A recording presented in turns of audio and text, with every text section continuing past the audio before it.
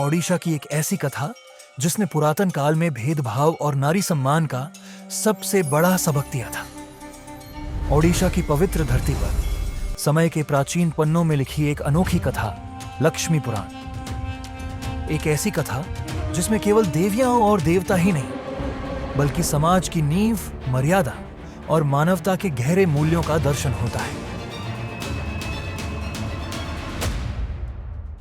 इस कथा की शुरुआत होती है मार्गशीर्ष महीने की एक सुबह से, जब श्री मंदिर में नारद मुनि पधारते हैं। उन्होंने मां लक्ष्मी को मार्गशीर्ष गुरुवार की शुभकामनाएं दी और फिर उनसे एक प्रश्न पूछा, क्या इस नगर के लोग आपकी आराधना और अपने कर्म ठीक से निभा रहे हैं? क्या जिनके पास समृद्धि है उनके पास अब भी अपना धर्म निभाने की निष्ठा बची है? यह सुनकर मां लक्ष्मी ने निश्चय किया कि वह अपने भक्तों की निष्ठा और श्रद्धा को स्वयं बाहर जाकर देखेंगी। फिर उन्होंने एक वृद्धा का रूप धारण किया और गुरुवार के दिन नगर के भ्रमण पर निकल पड़ी। मगर उन्होंने देखा कि समृद्ध लोग अपने कर्मों को भूल गए हैं, अनुशासनहीन हो गए हैं, न भक्ति न सफाई। यह देखकर मां लक्ष्मी आगे बढ़ गई। ऐसे परिवेश में वे नहीं रुक सकती थीं। जब वह निराश होकर वापस जा रही थीं, तो उनकी नजर एक निम्न जाति की छोटी सी कुटिया पर पड़ी। यह घर था श्रिया का, जो कि एक चांडाल थी। भले ही वह गरीब थी, लेकिन उसकी भक्ति सबसे निराली थी। वह पूरे मन से साफ सफाई करके श्रद्धा के साथ भक्ति में लीन थी। मां उसके घर पधारी, प्रसाद ग्रहण किया और उसकी निष्ठा से प्रसन्न होकर मां ने श्रिया को वरदान में समृद्धि, धन, एक बड़ा घर और 5 बच्चों का आशीर्वाद दिया और मां वापस श्री मंदिर की ओर चल पड़ी। तब तक बलभद्र जी को पता चल गया था कि मां लक्ष्मी जी किसी चांडाल के घर पधार चुकी हैं। वे क्रोधित हो उठे। उनका सारा क्रोध जगन्नाथ जी पर निकला।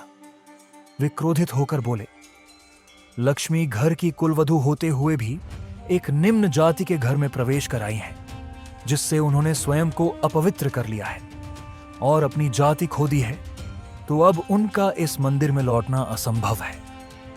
जगन्नाथ जी अपने बड़े भैया को समझाने में असमर्थ रहे और उन्हें लक्ष्मी जी को मंदिर के द्वार पर ही रोकना पड़ा। लक्ष्मी, आप चांडाल के घर जाकर अपनी जाति खो चुकी है। मुझे अब आपको त्यागना होगा और इस मंदिर में आपका प्रवेश अब निषिद्ध है। लक्ष्मी जी हैरान हो गईं और बोली, जब आपने शबरी के हाथ से बेर खाए थे तब कहां थी आपकी यह जाति व्यवस्था? मैं चांडाल के घर चली गई तो मेरा जाति भ्रष्ट हो गया। ठीक है, जिस घर में नारी का सम्मान नहीं, मैं उस घर को स्वयं त्याग करती हूं और मेरे साथ ही श्री मंदिर से उसकी समृद्धि भी चली जाएगी और आप दोनों 12 साल तक मुझसे वंचित रहेंगे। न आपको खाना मिलेगा न पीने को पानी, जब तक कि इसी चांडालुनी के हाथ से आप खाना न खा लो। यह कहकर लक्ष्मी श्री मंदिर से चली गई और जाकर समुद्र किनारे अपने पिता के पास पहुंची। उनसे आज्ञा लेकर उन्होंने विश्वकर्मा को अपने लिए एक झोपड़ी के निर्माण हेतु बुलाया। लेकिन विश्वकर्मा मां लक्ष्मी का महत्व जानते थे और उनकी महिमा किसी छोटी झोपड़ी में समा नहीं सकती थी, तो उन्होंने एक दिव्य महल का निर्माण किया। महल में प्रवेश करने के बाद मां लक्ष्मी ने अष्टबेताल को बुलाया। उन्हें आदेश दिया कि वे श्री मंदिर के सारे रत्न, भंडार और रसोई को खाली करके ले आए। परंतु बेतालों के मन का संकोच यह था कि वे प्रभु के हाथों पकड़े न जाएं। इस समस्या को दूर करने हेतु मां ने निद्रा देवी को स्मरण किया और उनसे निवेदन किया कि प्रभु जगन्नाथ और बलभद्र को गहरी नींद के प्रभाव में रखें, अगले दिन के सूर्योदय तक। फिर बेताल मंदिर में प्रवेश करके भोजशाला से पेट भरकर खाना खा गए। अपने रास्ते में हर चीज को तहस नहस कर दिया। सारे भंडार घर खाली कर दिए। मंदिर के सारे आभूषण, धान, समृद्धि, यहां तक कि दोनों भाइयों के रत्न जड़ित बिस्तर भी अपने साथ मां लक्ष्मी के द्वार तक ले आए। जब दोनों भाई उठे, उन्होंने देखा मंदिर एकदम खाली था और सारी समृद्धि मंदिर से जा चुकी थी। यहां तक कि दूर दूर तक कोई दासी भी नहीं थी। तब प्रभु जगन्नाथ को समझ आने लगा कि जब लक्ष्मी चली जाती है तो घर की समृद्धि भी साथ में चली जाती है। परंतु बलभद्र जी ने इस बात का उपहास किया और बोले, एक नारी के जाने से देवता लाचार नहीं हो सकते। हम अपना भोजन स्वयं बना लेंगे। लेकिन उन्हें यह नहीं पता था कि रसोई घर में अन्न का एक दाना भी नहीं बचा था, क्योंकि बिना अन्नपूर्णा के 56 भोग तो दूर, एक बूंद पानी भी नसीब होना मुश्किल है। और फिर दोनों भाई जब रत्न भंडार में पहुंचे तो उनको वहां मिली एक अंगूठी जो उनकी आंखों के सामने पीतल में बदल गई। निराशा और भूख का यह हाल था कि अंत में अनंत कोटि ब्रह्मांड के भगवान भी भिक्षा मांगने पर मजबूर हो गए। साधारण वस्त्रों में छाता पकड़कर दोनों भाई ब्राह्मण के वेश में श्री मंदिर से निकल पड़े भिक्षा मांगने। तभी मां लक्ष्मी ने मां सरस्वती को स्मरण किया, जो बुद्धि और वाणी की अधिष्ठात्री देवी है। उनसे निवेदन किया कि नगरवासियों की वाणी पर विराजमान हो, ताकि कोई भी प्रभु जगन्नाथ और बलभद्र को भिक्षा न दे पाए। नगरवासियों के मुंह से केवल एक ही शब्द निकले, नास्ति, और उन्हें कहीं भी भिक्षा न मिले। उन्हें नगर में हर किसी ने लक्ष्मी चढ़ा बोलकर भगा दिया। काफी समय बीत गया और निराशा बढ़ती गई। एक दयालु महिला ने उन्हें चावल देने का प्रयास भी किया, मगर जब वो परोसने की कोशिश करने लगी तो अचानक सारा चावल गायब हो गया। महिला का मन पीड़ा से भर गया और उसने भाइयों को घर से निकाल दिया, और मां लक्ष्मी के रचाए खेल में दोनों भाई फिर से भूखे रह गए। एक आदमी ने उन्हें खई देने की कोशिश की। तब मां लक्ष्मी ने पवन देव को आदेश दिया और सारा का सारा लिया हवा के साथ उड़ गया, और उस आदमी की टोकरी खाली हो गई। उस व्यापारी ने क्रोधित होकर कहा, तुम दोनों लक्ष्मी के द्रोही हो। धूप इतनी तेज थी और भूख चरम पर थी कि बड़े भाई ने सोचा कमल के तने को खाया जाए। लेकिन जब वो तालाब के पास पहुंचे, पूरा तालाब सूख चुका था।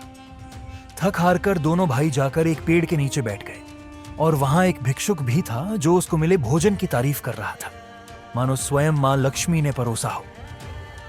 दोनों भाई जानना चाहते थे कि यहां भोजन कहां मिल रहा है, जिसका उत्तर था समुद्र किनारे बसा एक महल।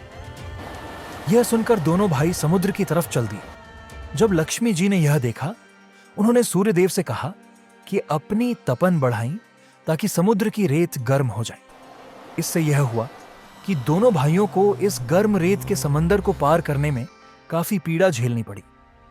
अंत में वे महल तक पहुंचे और बलभद्र जी ने पहले जाकर भिक्षा के लिए आवाज लगाई, पर उन्हें केवल उपहास मिला, जिसके चलते दोनों भाइयों ने पवित्र मंत्रों का उच्चारण किया जो पूरी सृष्टि में गूंजने लगे। इसे सुनकर मां लक्ष्मी भी भावुक हो गईं, पर उन्हें अपना प्रण याद था। उन्होंने सभी दासियों को भेजा यह पूछने के लिए कि दोनों भाइयों को क्या चाहिए। जब दासियों ने उनसे पूछा तो वे बोले कि उन्हें केवल भोजन चाहिए।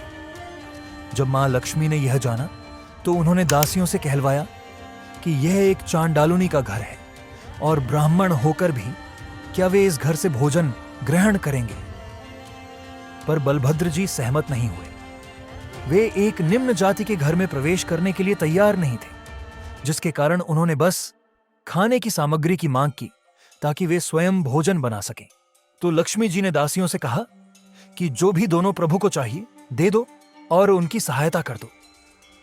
पर वे जानती थीं कि अगर आज उन्होंने स्वयं भोजन बनाकर खा लिया तो उनकी जाति को लेकर सोच नहीं बदल पाएंगे।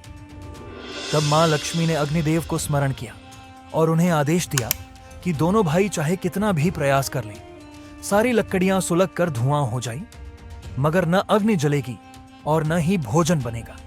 और हुआ भी बिल्कुल ऐसा ही। क्रोध में आकर बलभद्र जी ने वहीं लकड़ी से हांडी तक तोड़ दी। हार मानकर बलभद्र जी ने स्वीकार किया कि चाहे उनकी जाति क्यों न चली जाए, पर अब अन्न उन्हें एक चांडाल के घर पर ही मिलेगा। जब मां लक्ष्मी ने यह जाना तो उन्होंने अत्यंत खुशी के साथ भगवान के लिए भोग तैयार की। उन्होंने दासियों को निर्देश दिया कि प्रभु को स्नान करवाकर नए वस्त्र और आभूषणों से सुसज्जित करें और उनके साथ सम्मान से व्यवहार करें। जब भोजन परोसने की बारी आई, लक्ष्मी जी ने आदर दिखाते हुए बलभद्र जी को पहले भोजन परोसने का निर्देश दिया, क्योंकि वे सबसे बड़े हैं। दोनों भाई अत्यंत खुशी और भूख के साथ भोजन ग्रहण करने लगे। फिर बलभद्र जी को एहसास हुआ कि यह भोजन सच में मां लक्ष्मी के हाथों से बना हुआ प्रतीत हो रहा है। इसका स्वाद अतुलनीय है। तब स्वयं प्रभु जगन्नाथ ने कहा कि मां लक्ष्मी जैसी स्त्री का होना सौभाग्य की बात है और उन्हें त्यागना किसी मूर्खता से कम नहीं। और फिर जब दासियों ने पोड़ो पीठा परोसा तो प्रभु जगन्नाथ भावुक हो गए, क्योंकि मां लक्ष्मी हमेशा उन्हें भोजन के बाद पोड़ो पीठा परोसा करती थी। दासियों ने पान देते समय जब प्रभु से पूछा कि वे विवाहित हैं या नहीं, तो वे लक्ष्मी को याद करते हुए बोले, कुछ पत्नियां घर में समृद्धि लाती हैं और कुछ ऐसी भी होती हैं जो घर पर दुर्भाग्य लाती हैं, लेकिन मेरी पत्नी तो स्वयं समृद्धि की देवी लक्ष्मी थी, जो घर को पूरे ब्रह्मांड की समृद्धि से भर देती थी।